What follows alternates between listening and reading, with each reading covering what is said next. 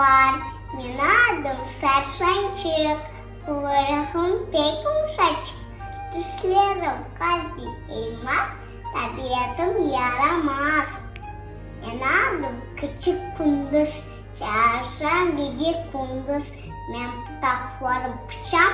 Özümü ifçikuram. Benim adım kerkedan. Boyuzum pek babam. İçün çıksa urarım. Terikne kolay yakarım. Benim adım qıral arslan. Benden korkar bir hayvan. Çünkü benim sözüm bütün geyik tabiattan hanım. Benim adım zeerli.